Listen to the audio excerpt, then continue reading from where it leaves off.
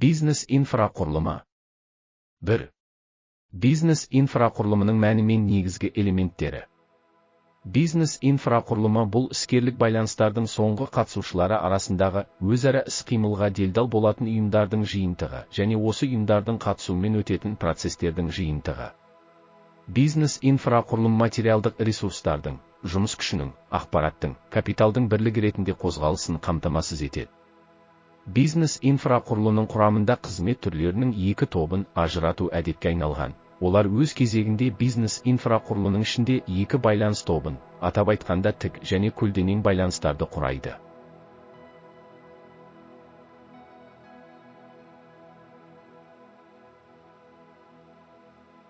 Бизнес инфрақұрылымның көлденең байланыстары нарықтың жекелеген секторларында делдалдық рөл атқаратын кәсіпкерлік құрылымдардың жиынтық қызметін білдіреді.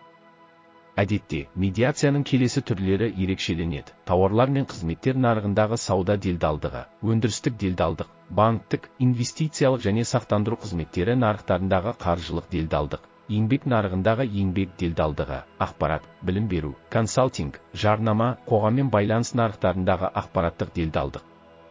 Бизнестің көлденең инфрақұрылымы бұл контрагенттер арасындағы мәмілелер объектілері ретінде әрекет ететін қаржылық және материалдық ресурстардың үнемі қайталанатын қозғалысы. Бизнес инфрақұрылымындағы тік байланыстар делдалдары ретінде әрекет етеді. Олардың міндеті бизнестің экономикалық ортасының мезо, макро және мега деңгейлеріндегі бизнес субъектілері арасындағы көлденең қатынастардың әртүрлі формаларын жүйелеу болып табылады. Бизнес инфрақұрылымындағы тік байланыстар бұл бизнес субъектілері арасындағы көлденең байланыстарды үйлестіретін және бақылайтын, бизнестің экономикалық ортасының микродеңгейінде қалыптасатын ресурстар мен кірістерді қайта бөлуге қатысатын әртүрлі қоғамдық және мемлекеттік институттардың жиынтық қызметі.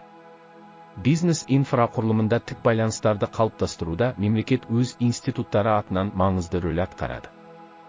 Бұл, ең алдымен, бизнес субъектілеріне ықпал етуге арналған билік және басқару органдарын, республикалық, жергілікті, құрайтын мемлекеттік ұйымдар мен мекемелер. Олар экономиканың әртүрлі секторларында дамып келе жатқан кәсіпкерлік құрылымдармен, сондай-ақ тұтыну және жалдамалы еңбек бизнесі субъектілерімен өзара әрекеттеседі. 2. Тауар нарығы бұл өндірістен де, тұтынудан да ерекшеленетін және сатушы, орындаушы мен сатып алушы кіретін ақшаға тауарларды, жұмыстарды, қызметтерді, айырбастау қатынастарын қамтитын көбею циклінің бөлігі. Тауар алмасу фактісін анықтау үшін тауардың иесі кім екенін және меншік құқығының мәміленің бір қатысушысынан екіншісіне, сатушыдан, орындаушыдан сатып алушыға, қай уақытта ауысатынын анықтау маңызды. Бұл анықтама тауар нарығының географиялық шекараларын белгілеуге айтарлықтай мүмкіндік береді. Қыр аумағында немесе оның бір бөлігінде. Республика аумағының кез келген бөлігі, оның географиялық шекаралары тұрғысынан тауар нарығы ретінде танылуы мүмкін. Мұны нарықтың географиялық шекараларын қалағаныңша аз мөлшерде азайтуға құқық беретін шамадан тыс болжам деп санауға болмайды. Демек, тауар нарығының анықтамасы тиісті жағдайларда әртүрлі нарықтар үшін әртүрлі географиялық шекараларды орнатуға мүмкіндік береді. Тауар нарығының географиялық шекаралары сатып алушылардың белгілі бір аумақ шеңберінде тауар сатып алу мүмкіндігін шектейтін географиялық, табиғи, экономикалық, технологиялық, әкімшілік жағдайларға байланысты. Осы аумақтан тыс шығу сатып алушылардың тауарды сатып алуға байланысты шығындарын едәуір арттырады. Нарықтың географиялық шекаралары сатып алушылардың тауарлардың қол жетімділігін тану принципі бойынша анықталады. Нарықтың географиялық шекараларын анықтау кезінде келесі факторлар ескеріледі. Бірыңғай географиялық нарыққа кіретін аумақтар арасында сұранысты жылжыту мүмкіндігі, яғни сатып алушыны сатушыға жылжыту үшін көлік құралдарының болуы және сатып алушыны сатушыға жылжыту үшін көлік шығындарының шамалы болуы, тауарды бірыңғай географиялық нарыққа кіретін аумақтар арасында өткізу мүмкіндігі, тауарды сатушыдан сатып алушыға тасымалдауға қосымша шығындардың шамалы болуы, тауарды тасымалдау процесінде оның сапасы мен тұтыну қасиеттерінің сақталуы, осы аумақта тауарларды әкелуге немесе әкетуге әкімшілік шектеулердің болмауы және осы нарықтың шекарасындағы тиісті тауарлар бағасының салыстырмалы деңгейі. Нарықтың азық-түлік шекаралары сатып алушылардың тауарлардың сипаттамалары, бағалары мен мақсаттары бойынша, мысалы, сары май мен маргарин, кірпіш және үй салуға арналған қабырға панельдері ауыстырылуы немесе ауыстырылуы туралы пікірмен шартталған. Басқаша айтқанда, бір тауар нарығына сатып алушылардың көпшілігі жеке қалауына, сәніне, бір сәттік құмарлықтарына қарамастан функционалдық мақсаты мен құны бойынша бір-бірін алмастыратын деп танитын тауарларды қосу керек. Сатып алушылардың пікірі нарықтың тауарлық шекараларын анықтауда басым болып табылады, бірақ оны фетишизациялаудың қажеті жоқ. Басқаша айтқанда, сатып алушылардың пікірін өнімнің ең жалпы сипаттамаларымен байланыстыру керек. Бұл зерттеушінің сатып алушыларға сұрақтар қою қабілетіне, сондай-ақ өндірісті ұйымдастырудың жалпы технологиялық принциптерін ескеруге байланысты. Азық-түлік шекараларын анықтаған кезде сатып алушылардың пікірі шешуші болады. Олар артықшылықтарды қажетсіз, егжей-тегжейлі көрсетпестен, сонымен бірге қарастырылып отырған жағдайды және қазіргі уақытта, және осы аймақта тұтыну дәстүрлерін ескере отырып, оларды шамадан тыс біріктірусіз анықталады. Беларусь тұтынушылары банан нарығын басқа жемістер нарығынан жаппай бөлуі екіталай, бірақ еуропалық тұтынушылар дәл осылай жасайды. Нарықтың өнім шекараларын айқындау тауарды, оның тұтыну қасиеттерін, және алмастырушы тауарларды анықтау, сондай-ақ тауар тобын, нарықтары бір тауар нарығы ретінде бағаланатын тауарлар тобын қалыптастыру рәсімін білдіреді. Бұл процедура сатып алушылардың, жеке және заңды тұлғалардың, бір тауар тобын құрайтын тауарлардың өзара алмасуы туралы пікіріне негізделуі керек. Бұл пікір сатып алушылардың үздіксіз немесе таңдамалы сауалнамасы нәтижесінде анықталады, және тауарлық сараптама деректерімен расталады. Тауар нарығында тауар делдалдары маңызды рөл атқарады. Мысалы, сауда агенттері тауарды сатып алмайды, келісім шарт бойынша кәсіпорын есебінен жұмыс істейді. Аймақтық сауда өкілдері кәсіпорын атынан жұмыс істейді, бірақ өз есебінен, яғни тауарды сатып алып, оны өз бетінше сатады. Дистрибьюторлар тауарды сатып ала алады немесе сатып алмауы мүмкін, бірақ олар кәсіпорынмен келісім шарт бойынша жұмыс істейді, және тіпті тауарды өз бетінше жарнамалай алады. Биржадан тыс брокерлер кәсіпорын есебінен және оның тапсырмасы бойынша шарт негізінде жұмыс істейді. Тауар дилерлері өз есебінен және өз атынан жұмыс істейді, яғни тауарды сатып алып, оны өз бетінше сатады. Сауда кәсіпорындары сатушының есебінен жұмыс істейді, бірақ олардың атынан. Сауда агенттері бұл сатушы кәсіпорынмен келісім шарт бойынша жұмыс істейтін, және сауда серіктестерінің функцияларын орындайтын жеке және заңды тұлғалар. Коммерциялық агенттер шартта белгіленген шарттармен жұмыс істейді, және шарттың шеңберінен шығуға құқылы емес. Осылайша, тауар нарығы бұл сатып алушының тауарды тиісті аумақта сатып алудың экономикалық мүмкіндігіне, және оның шегінен тыс жерде, бұл мүмкіндіктің болмауына байланысты анықталатын тауар айналымы саласы. 3. Қаржы нарығы. Қаржы нарығы бұл қаржылық ресурстарға сұраныс пен ұсыныс қалыптасатын, кез келген іскерлік операциялардың толықтығын қамтамасыз ету үшін осы ресурстардың қозғалысы жүзеге асырылатын іскерлік қатынастар саласы болып табылады. Ақша массалары, монеталар, ақша белгілері және бағалы қағаздар нарықтың әртүрлі бөліктеріндегі тауар алмасу операцияларында тұрақты эквиваленттілікті қамтамасыз етуге арналған нарықтың қаржылық ресурстарының жиынтығын құрады. Әрбір бизнес субъектісі қаржылық ресурстардың, ең алдымен ақшаның өз өміріндегі маңыздылық дәрежесін түсінеді. Қаржы нарығы бұл ұлттық және әлемдік экономика нарығының жиынтық құрамдас бөлігі. Оның субъектілері экономиканың қаржылық ресурстарын қалыптастырады, қайта бөледі және тікелей қолданады. Бизнес субъектілерінің ақша айналымын, кейінірек борыштық және үлестік бағалы қағаздар айналымын ұйымдастыру, қолдау және дамыту жөніндегі қызметі қаржылық қызмет деп аталды. Онда екі жағын ажыратуға болады. Қаржы қызметінің бірінші жағы ақша белгілері мен бағалы қағаздарды өндіру, басып шығару, өндіріс саласындағы кәсіпкерлік қызметке толығымен жатқызылуы мүмкін. Қаржылық қызметтің екінші жағы қаржылық қызметтер деп аталды. Қаржылық қызметтердің пәндері валюталық ақшалай құндылықтар, бағалы қағаздар, акциялар, облигациялар, вексельдер, ваучерлер, депозиттік сертификаттар, сақтандыру куәліктері болып табылады. Қаржылық қызметтер нарығы жоғарыда аталған заттардың айналымына байланысты өзара іскерлік байланысқа түсетін, осы қызметтерді сатып алушылар мен сатушыларды біріктіреді. Қаржылық қызметтер коммерциялық қызметтер сияқты делдалдық қызметтер тобына жатады. Делдалдық терминін кеңінен түсіндіруде. Ақша тауарлар мен қызметтермен алмасуға делдал болады. Демек, қаржы бизнесінің субъектілері тауарларды өндіру мен оларды түпкілікті тұтынушылардың тұтыну арасындағы байланысты делдалдайтын іскерлік қатынастар тізбегіне еркін немесе еріксіз енеді. Уақытша бос қаржылық ресурстарға қатысты іскерлік қатынастарға түсуге мәжбүр болған бизнес субъектілерінің 3 түрлі категориясын ажыратуға болады. Бизнес субъектілерінің бірінші санатын уақытша бос ақша иелері ұсынады. Олар өз ақшаларын бос қалдырмай, табыс әкелгісі келеді.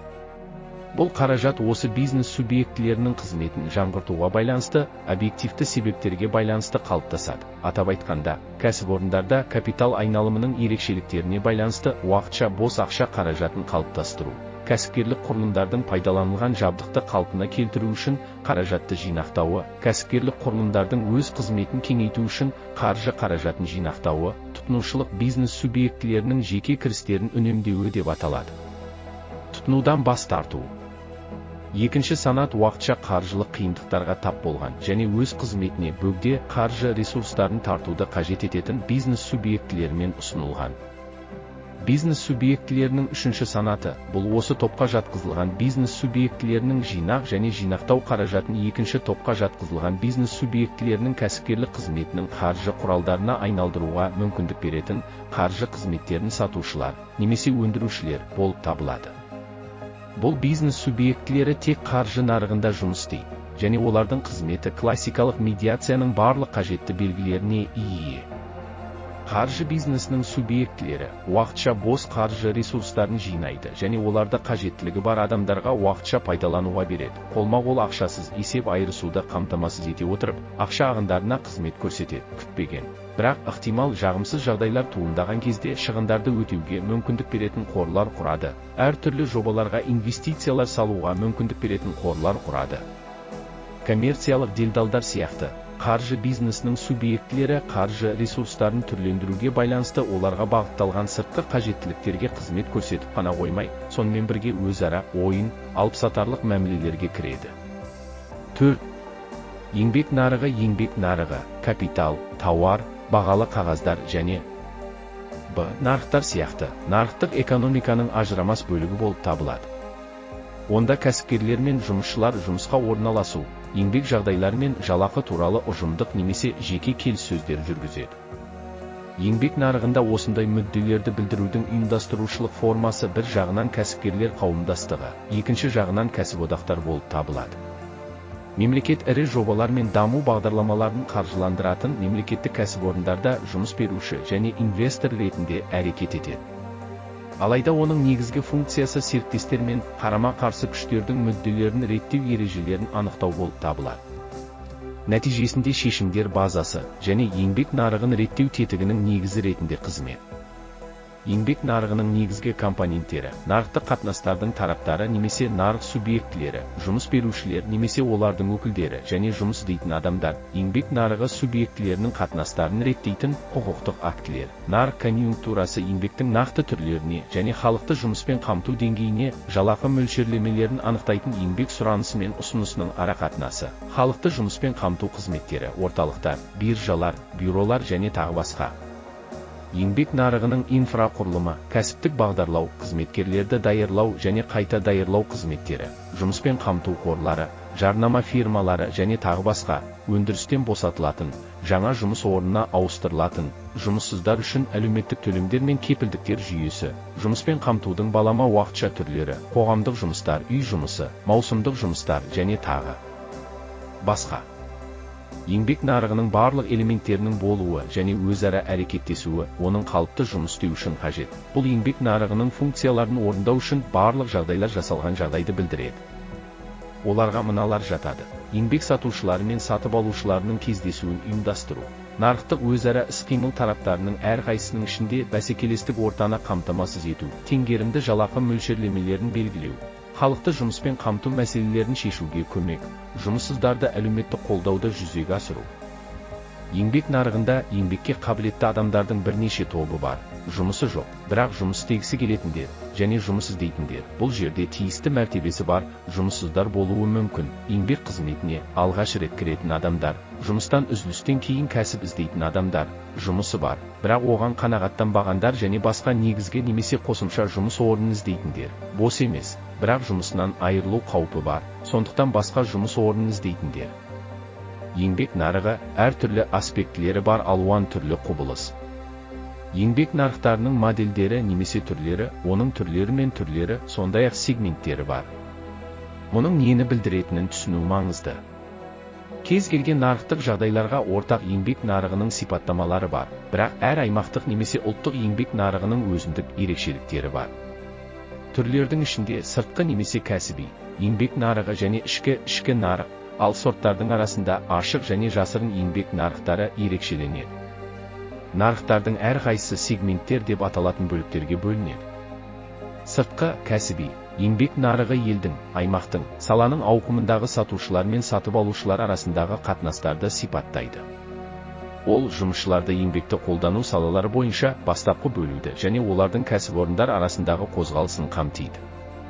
Ол үшін еңбек қызметтерін ұсынатын көптеген кәсіпорындар қажет ететін кәсіптер мен мамандықтардың болуы қажет. Сыртқы еңбек нарығы негізінен айналым арқылы жүзеге асырылады, яғни бір жұмыс орнынан екінші жұмыс орнына еркін ауысу мүмкіндігін болжайды. Ішкі еңбек нарығы қызметкерлердің бір кәсіпорын шегінде бір лауазымнан екінші лауазымға ауысуына байланысты құрылады. Бұл орын ауыстыру көлденең басқа жұмыс орнына ауысу және тігінен лауазымның жоғарылауымен немесе біліктіліктің өсуімен ауысу арқылы жүруі мүмкін. Ішкі нарық оның ерекшеліктерін ескере отырып, белгілі бір кәсіпорын жағдайында жұмыс істеуге мамандандырылған қызметкерлерге бағытталған. Кәсіпорын, егер бұған қарсы нақты себептер болмаса, оны өндірудің ерекшеліктерін білетін адамдарды сақтауға мүдделі. Сондықтан ішкі нарықты дамыту кадрлар айналымын төмендетуге жұмыс істейді. Енді жауаптары бар сұрақтарды еске түсіріңіз.